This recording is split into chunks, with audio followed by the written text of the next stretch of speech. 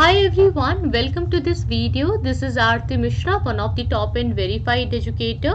जैसा कि आप जानते हैं guys कि we are doing the NCERT series through MCQ and my referral code is top 10. If you want to take an Academy Plus subscription, use this referral code to get extra 10% discount. ठीक है. और Tamil Nadu history book जो है वो मैंने complete कर दी है. Medieval Indian history का कंप्लीट हो गई है और आर शर्मा की बुक भी कंप्लीट है. सारा प्लेलिस्ट अपडेट कर दिया गया है, प्लीज़ देखिएगा उसको भी. तो चलिए फिर समझते हैं कि भाई यहाँ पे अगला क्वेश्चन क्या है हमारे सामने. सो बताइए which of the following statement are correct about Harappan people. Harappan लोगों के बारे में कौन सा स्टेटमेंट सही है. तो हड़प्पन लोग जो हैं वो सिटी में रहा करते थे, which was a very busy place and there were people who plan the construction of the special building in the city, यानी कि प्लानिंग थी. There were men and women craft persons making all the kind of things. Then trade was done by people living in towns and seals were used. तो ये जो है तीनों statement में से बताना है कौन सा सही है. सो देखिए कोड्स यूज करने आपको 3 and 1, 1 only, 2 and 3 और 1, 2 and 3. तो देखो आपको ना तीनों में दिखाना है कि ट्रू कौन सा फॉल्स कौन सा है. तो आपको T and F लिखते रहना पड़ेगा तभी आप समझ पाओगे. तो यहाँ पे D is the right one, क्योंकि देखो डी का मतलब है 1, 2 and 3 means all of the above. सारे ही स्टेटमेंट सही हैं, क्योंकि बिल्कुल सही बात है. हड़प्पन सिटी बड़ी बिजी थी, ये लोग इकोनॉमिकली काफ़ी एडवांस थे और इन लोगों ने जो अपना कंस्ट्रक्शन है बहुत अच्छे से प्लान करवाया हुआ था. और इनके जो है रूलर्स ही प्लान करते थे, क्योंकि एक सेंट्रलाइज्ड काइंड ऑफ एडमिनिस्ट्रेशन देखने को मिल रहा है. हर जगह एक standardise dimension of bricks, standardise dimension of walls को यूज़ किया गया है. और मोस्ट ऑफ दी जो वैल्यूएबल ऑब्जेक्ट्स इनके होते थे, जैसे कि ऑर्नामेंट्स हैं, गोल्ड है, सिल्वर है या ब्यूटीफुल बीड्स हैं, वो लोग काफ़ी हद तक अपने पास रखते थे. और ये सब चीज़ें इतने अच्छे से, इतनी कुशलता से बनाई गई हैं जो चीज़ दिखाती है कि ये काम किसी एक अच्छे क्राफ्ट पर्सन का है. और लिखने के लिए अलग से लोग होते थे जिनको कि हम स्क्राइब्स कहते थे, और ये कायस्थ कम्युनिटी के लोग बाद में देखेंगे कि इस रूप में डेवलप होंगे, जो लिखने का काम करते थे. तो ये लोगों को लिखने का पता था, क्योंकि पहले कोई प्रिंटिंग प्रेस तो होती नहीं थी या कोई ऐसा सिस्टम नहीं होता था. तो जो भी चीज़ है अगर कॉपी करनी है तो उसको पूरा पूरा लिखना पड़ेगा. तो ये लोग सील्स प्रिपेयर करने में बड़ी हेल्प करते थे एंड ये लोग जो है अलग अलग तरीके के मटेरियल्स लिखते थे.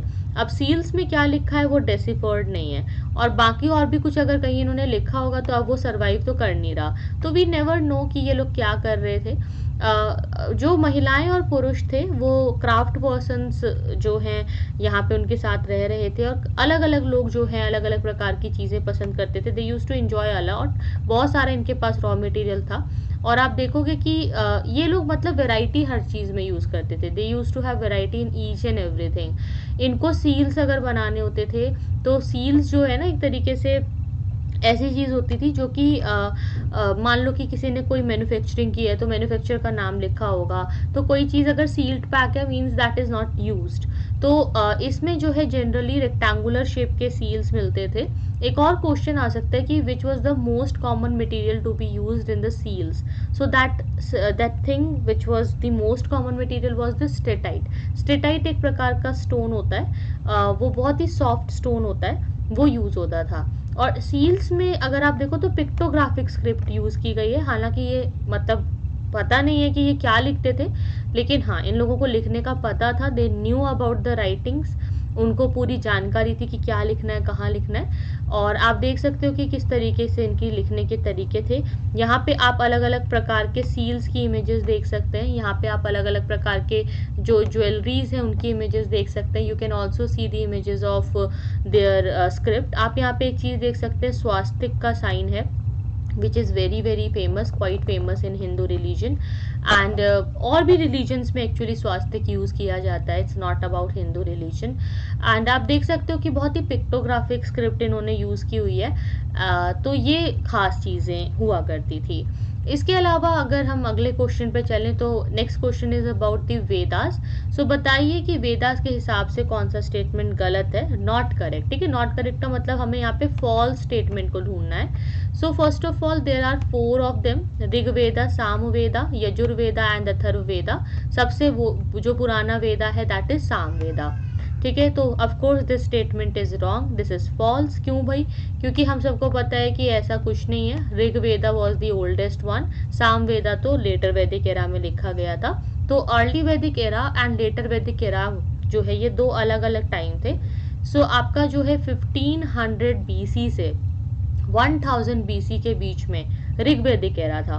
एंड 1000 बीसी में जब आयरन की डिस्कवरी हो गई तो लेटर वैदिक एरा शुरू हुआ, जहाँ पे सोसाइटी, पॉलिटी, इकोनॉमी, हर चीज बदल गई।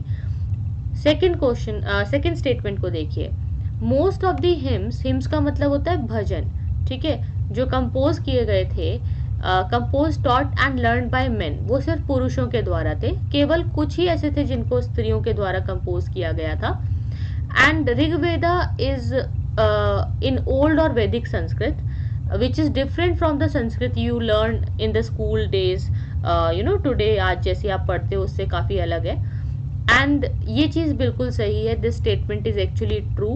तो इसमें हम यहाँ पे टी लिख देंगे, तो जहाँ पे ट्रू होगा वहाँ पे टी लिख देंगे ताकि हमें बाद में कंफ्यूजन ना हो। थर्ड स्टेटमेंट कहता है कि there is no mention of any river, battle और wealth in the Vedas. That's wrong. Actually river के बारे में, सप्त सिंधु के बारे में लिखा गया है कि 7 नदियां हुआ करती थी। एंड बैटल्स के बारे में भी लिखा गया है कि भाई इन लोगों ने जो है दे डिस्ट्रॉयड फोर्ट्स, और हड़प्पा के साथ शायद इनकी, हड़प्पा के कुछ लोग जो हैं उनके एरिया में, उनके कुछ अवशेषों में इनकी बैटल हुई थी। दास एंड दस्यूज के बारे में लिखा हुआ है, वेल्थ के बारे में लिखा हुआ है। तो डेफिनेटली वो लोगों को पता था। तो ये ट्रू, ये जो है ये वाला स्टेटमेंट आपका फॉल्स हो गया। ठीक है, दिस वन इज फॉल्स। अब आते हैं अगले पे, फोर्थ स्टेटमेंट पे। तो ये कहते हैं कि there are 2 groups who are described in terms of their work. काम के आधार पे 2 लोगों को डिस्क्राइब किया जाता था। पहला था प्रीस्ट, और दूसरे, इनको ब्राह्मण भी कह रहे हैं, और ये लोग जो है काफ़ी रिचुअल्स परफॉर्म करते थे। और दूसरे थे राजा। तो बिल्कुल सही बात है, वेदों में इनके बारे में बताया गया है। तो बताना है आपको कि कौन सा वाला स्टेटमेंट करेक्ट है, मतलब कोड्स कौन से करेक्ट है। तो करेक्ट कोड बताना है किस बेसिस पे कि फॉल्स स्टेटमेंट कौन कौन से। तो देखो 1 and 3 फॉल्स हैं, तो जहाँ पे भी 1 and 3 आया वही कोड चूज करेंगे हम। तो 1 and 3 कहाँ आ रहा है? सी में आ रहा है। ठीक है, तो automatically we know correct answer would be C. तो सी क्यों? एक्सप्लेनेशन देख लेते हैं। देयर आर 4 वेदास, 4 वेद है, ऋग्वेद, सामवेद, यजुर्वेद, अथर्ववेद। ये बात तो बिल्कुल सही है, पर सबसे जो पुराना है वो ऋग्वेद है। ठीक है, जो ओल्डेस्ट है दैट इज ऋग्वेद। इसको 3500 ईयर्स अगो कंपोज किया गया था, राइट। इसको काफी पहले कंपोज किया था, और इसके अंदर जो चीजें लिखी गई हैं उसे ऋषि मुनियों के द्वारा कंपोज करके लिखा गया था। प्रीस्ट जो हैं उनके द्वारा लिखा गया था। और प्रीस्ट जो है ये बोल बोल करके मेमोराइज करके सुनाते थे। मतलब इसको हम कहते हैं कि ये जो वैदिक चैंटिंग है ना, इसको यूनेस्को के अंतर्गत अभी इंटेंजिबल हेरिटेज के रूप में अपनाया गया है। इंटेंजिबल हेरिटेज क्या होता है? Do you know? Tell me in the comment section if you know what do you mean by intangible heritage.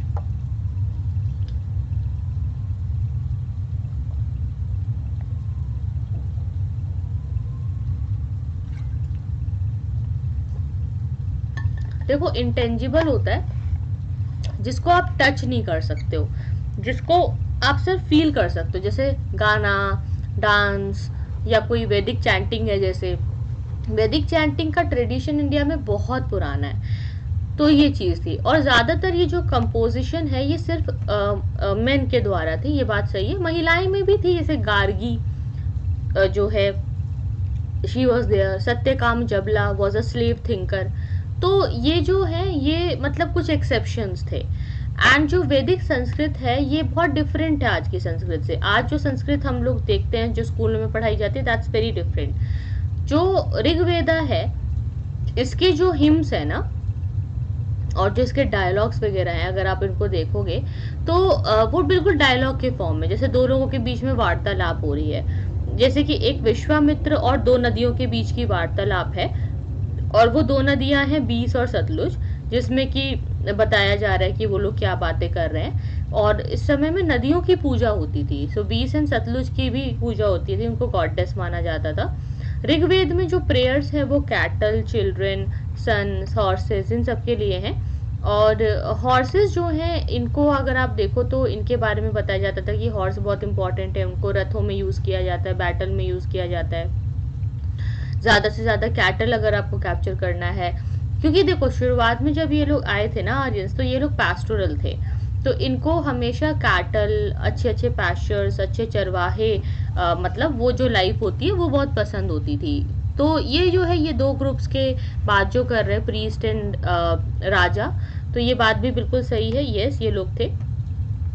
इसके अलावा अगर आप देखें तो हाँ, शुरुआत में राजा इतने पावरफुल नहीं थे जैसे आज आप देखते हो राजा को। लेटर वैदिक एरा में आप देखोगे कि हाँ, राजा बहुत पावरफुल हो गया है, वो महल में रह रहा है, किलाबंदी कर रहा है, टैक्सेस कलेक्शन कर रहा है, तो that will be also there, but उसमें अभी टाइम है, ठीक है, दैट टाइम विल कम। अभी वो उस स्टेज पर हम लोग बेसिकली नहीं पहुंचे हैं। एक और लास्ट क्वेश्चन ले लेते हैं, we have time.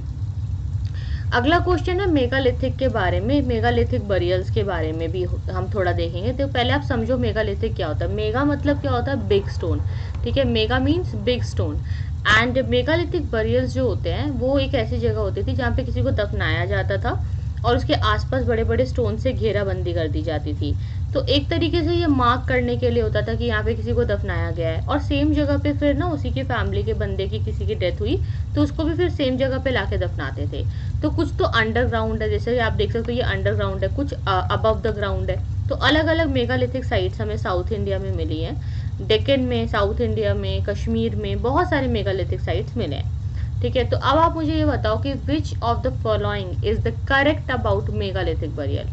So megalithic burial के हिसाब से क्या करेक्ट है। Statement 1, practice of megalithic burials was only prevalent in Deccan and south India, ठीक है। मेगालिथिक बरियल्स की जो प्रैक्टिस थी ये सिर्फ डेक्कन और साउथ इंडिया में प्रेवलेंट है। Second, megaliths are circles of stone boulders और a single large stone standing on the ground. Megalithic जो है ये सर्कल्स होते हैं ऑफ स्टोन बोल्डर्स, और ये सिंगल लार्ज स्टोन भी हो सकता है जो ग्राउंड में खड़ा हो। तो yes, burials have some common features, जैसे कि जो डेड है उसको कई बार अलग अलग सामानों के साथ दफनाया जाता था। ज़्यादातर इसमें जो मटके थे वो थे black and red ware. Fourth is sometimes megaliths जो हैं ये बहुत सारे, यहाँ पे एक ही जगह पे आपको एक से ज़्यादा स्टोन्स देखने को, स्केलेटन्स देखने को मिलेंगे। तो इसका रीज़न मैंने आपको बताया है कि एक जगह पे कई बार बहुत सारी बॉडीज दफना दी जाती थी क्योंकि फैमिली के लोगों को एक ही जगह पे दफनाते थे। सो अगर हम इनको देखें तो कौन सा स्टेटमेंट सही है। देखिए, अगर आप कोड को ध्यान से देखोगे तो यू कैन सी इजीली सारे के सारे हमारा जो है करेक्ट आंसर बी रहेगा। तो वाई बी सी, 2, 3 एंड 4, यानी कि दे आर सेइंग कि 2, 3 and 4 is the right one, correct one, ठीक है। 2, 3 एंड 4 क्यों सही है, बिकॉज देखो फर्स्ट स्टेटमेंट क्या कह रहे हैं ना कि ये सिर्फ डेक्कन एंड साउथ इंडिया में, पर मैंने आपको in the starting of this question बताया था कि साउथ के अलावा ये कश्मीर में भी पाए गए हैं, तो इसीलिए ये फर्स्ट स्टेटमेंट गलत है। बाकी वैसे ये बात तो सही है कि साउथ इंडिया में, but also in Kashmir it is writing, they have written only prevalent. Only का मतलब कि साउथ के अलावा और कहीं मिलेगा ही नहीं, ठीक है, तो यहाँ पे फंस गए। तो अब जो है इसमें बी क्यों है, क्योंकि देखो ये जो मेगालिथिक का काम था ये हर जगह बहुत पुराना है, ये 3,000 साल पहले पुराना है। कश्मीर में, नॉर्थ ईस्ट में भी मिला है, कुछ तो अंडरग्राउंड है, ज़्यादातर अंडरग्राउंड है, कुछ कुछ अबव ग्राउंड भी है। एक या तो सर्कल लगा देते थे या एक बहुत बड़ा सा पत्थर सामने ही रख देते थे जिसमें कि ये दिखाने के लिए कि यहाँ पे किसी को दफन किया गया है। और ये सारे कॉमन फीचर थे कि सामानों के साथ दफनाना है, ब्लैक एंड रेड वेयर का यूज होता था, हॉर्स इक्विपमेंट और स्केलेटन्स का यूज होता था। एक से ज्यादा स्केलेटन इसलिए क्योंकि फैमिली के लोगों को एक ही जगह पर दफनाया जाता था, तो ये रीजन है। तो of course this statement was correct one. तो यहाँ तक हमने काफी सारी चीजें कवर कर ली है। अब अगले वीडियो में हम लोग महाजनपद के बारे में क्वेश्चन लेंगे। यहाँ तक का सीरीज कैसा लग रहा है आपको, और ये एक्सप्लेनेशन आप इतना ठीक है, या मैं इसको थोड़ा शॉर्ट करूँ, या मैं इसको और एक्सप्लेन करूँ और बड़े लेवल पे कॉम्प्रिहेंसिव करूँ, मुझे बता देना एक बारी आप। और टॉप 10 का रेफरल कोड याद रखना है to take Unacademy plus subscription. Thank you so much for watching guys, see you then, take care, bye bye.